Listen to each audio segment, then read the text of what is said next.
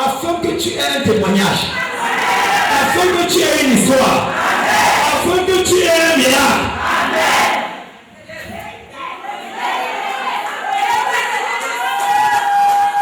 La présence de Dieu dans le problème. Et la meilleure manière pour Dieu de délivrer les gens, c'est la deuxième option. Parce que quand il te délivre avec la première option, ton témoignage n'est pas grave. Tu dirais, je n'ai pas vu ça venir, mais Dieu. Mais quand tu confrontes le diable, et quand le confrontant, la gloire brille sur ta vie et le met à genoux devant toi, tu comprends que power pass, power pass. Laissez-moi, à partir de Daniel, vous donner 10 faits sur la foi. Première chose, la foi que nous prêchons est la résultante d'une communion personnelle avec Dieu. La foi n'est pas une pensée positive. La foi est la résultante d'une communion personnelle avec Dieu. Dans cette communion personnelle avec Dieu, on apprend à le connaître. Et plus on le connaît, plus notre foi grandit. La Bible déclare dans le même livre de Daniel, ceux-là qui connaîtront le Dieu feront des exploits. Les exploits n'est possible que pour ceux qui connaissent Dieu. C'est pour ça que les gens nous écoutent et nous regardent et pensent que nous parlons sur la base d'une certaine pensée positive. Nous proclamons les vertus du ciel sur la base d'une connaissance personnelle de Dieu. Tu ne peux parler avec ce genre de conviction que si tu as d'abord une expérience avec lui. En privé comme en public, tu ne peux parler avec une telle conviction que si tu as une expérience. Personne n'a le droit de proclamer ce qu'il n'a pas vécu.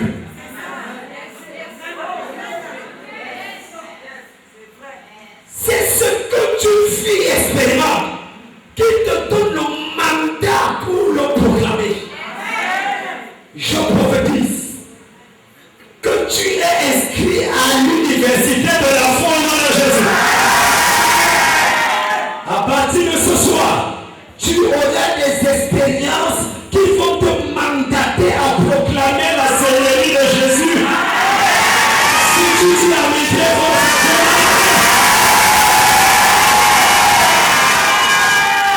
sur la base de la communion avec lui, sur la base de l'intimité avec lui, sur la base de la connaissance de sa personne.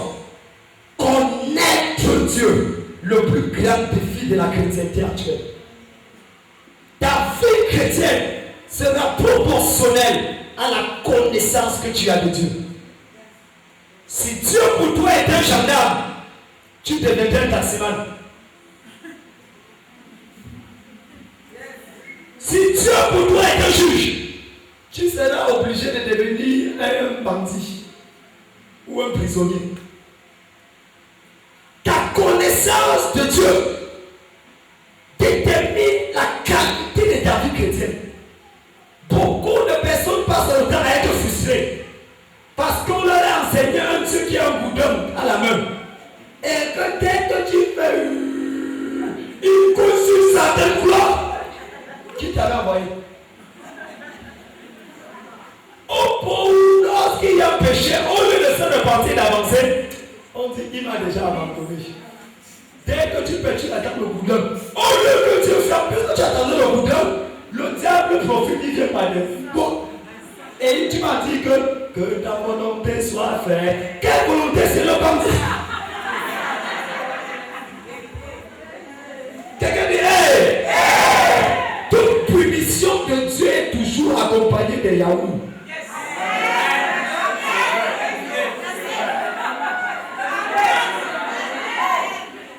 Quand un parent punit son enfant, quand l'enfant pleure, on lui achète les Yahoo après, vrai ou faux? Mais quand un policier puni, est-ce qu'il appelle les Yahoo après? Même pour sortir de là, nous sommes signé que c'est fini, c'est tranché. Tu me choco d'abord avant de sortir encore. Il dit que tu as fini avec notre parti, fini aussi avec nous. On t'a dit qu'on est là seulement pour te garder. Est-ce que je parle à quelqu'un ici là?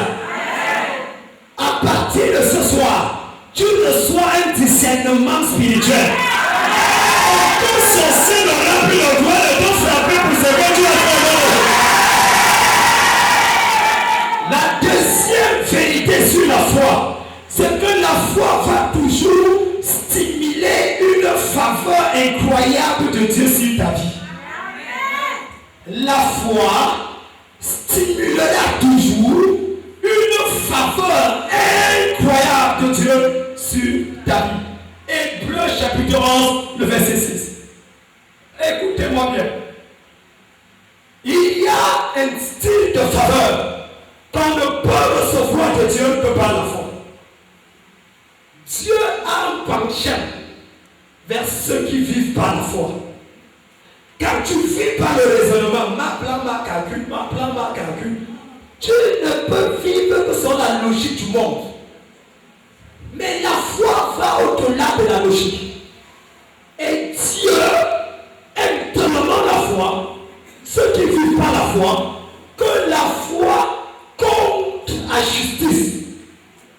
Même pour Abraham, l'idolâtre, sa foi l'a justifié.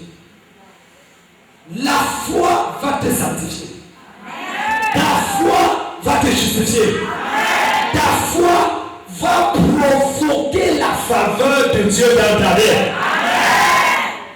L'une des caractéristiques de ma vie et de mon ministère, pour ceux qui vivent avec moi et ceux qui sont sous mon autorité, diront indiscutablement qu'au-delà de tout ce qu'on peut dire comme activité religieuse, cet homme est un homme de foi. Et ce que vous voyez ce soir est le produit de la foi. Je te connecte avec ce genre de grâce au nom de Jésus. Vous savez ce qu'on appelle un stimulant? Un stimulant? La foi est un stimulant. Elle stimule la faveur de Dieu. Combien d'entre vous voulez voir la faveur de Dieu se manifester dans leur vie par la fin de cette année? Je libère la foi dans ta vie. Troisièmement, tout miracle reçu de Dieu est toujours une réponse à la foi de l'homme. Tout miracle reçu de Dieu est toujours une réponse à la foi de l'homme. Je ne cesserai de vous dire qu'il est totalement impossible de voir le ciel agir en faveur d'un homme ou d'une femme sans que cette personne en retour lui présente la foi.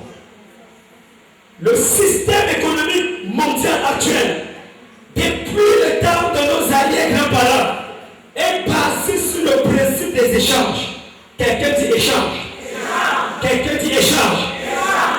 Tout ce que nous voyons dans ce monde est basé sur le principe des échanges. Je te donne le sel, tu me donnes la lampe.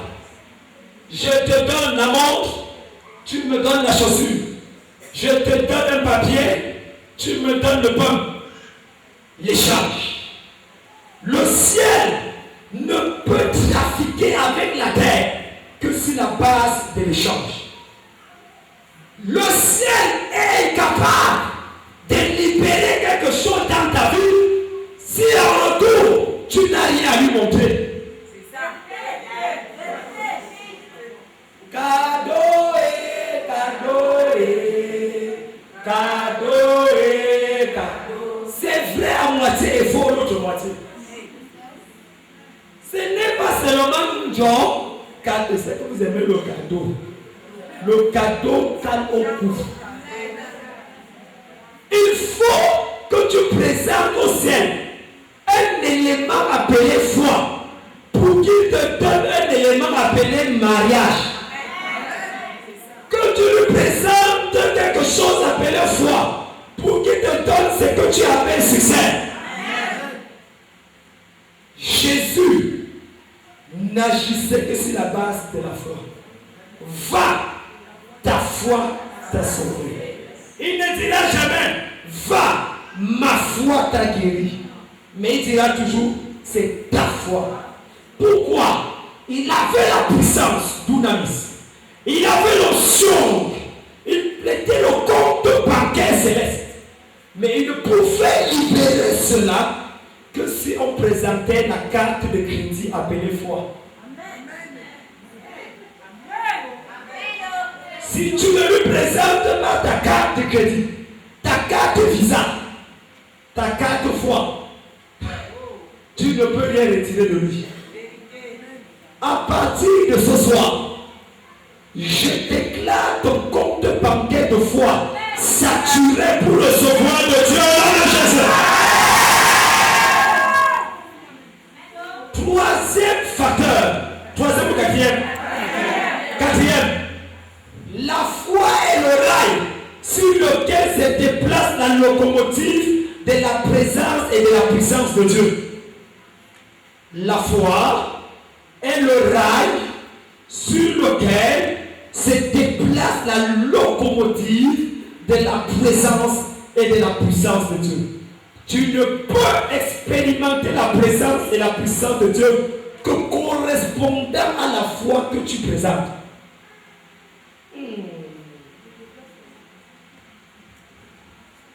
La foi est le rail sur lequel se déplace la locomotive de la présence et de la puissance de Dieu. Aussi loin que vont les rails, aussi loin peut arriver la locomotive. Dieu ne s'arrêtera que là où ta foi s'arrête. Dieu ne s'arrêtera que là où ta foi s'arrête. Jusqu'où ta foi peut aller, Dieu va arriver. Car rien n'est jamais fini tant que la foi n'est pas finie. Rien n'est jamais fini tant que la foi n'est pas finie. Des gens sont venus dans les lieux où je prêchais, simplement me toucher, et sont repartis avec le miracle. Je dormais avec mon épouse. Elle dit, tu prophétises sur les autres, ça marche. Depuis je cherche le travail, rien. Prophétise aussi. J'ai dit, les gens me touchent et reçoivent un miracle. Toi tu me touches et tu reçois l'enfant.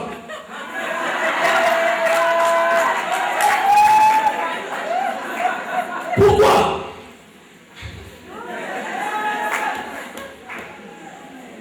Parce que tu me vois comme le mari. Tu ne me vois pas comme le prophète. Si tu me vois seulement comme le mari, tu ne peux recevoir que ce que le mari donne. Et qu'est-ce que le mari donne?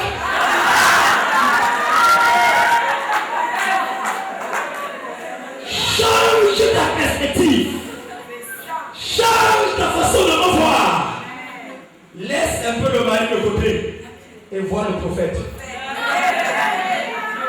C'est pour ça que la Bible déclare, celui qui reçoit un prophète en qualité de prophète recevra une récompense de prophète.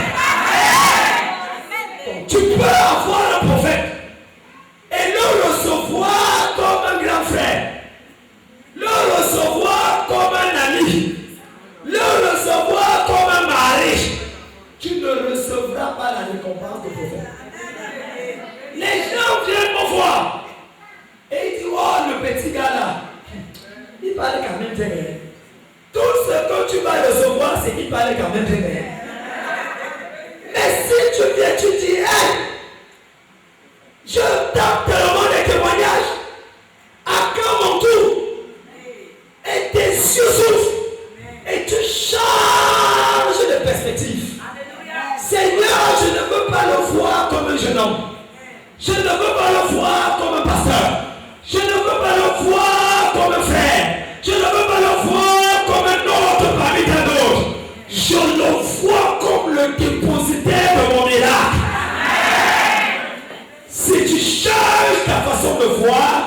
tu changeras ta façon de recevoir. Si tu changes ta façon de voir, tu changeras ta façon de recevoir. Quelqu'un dit amen à cela.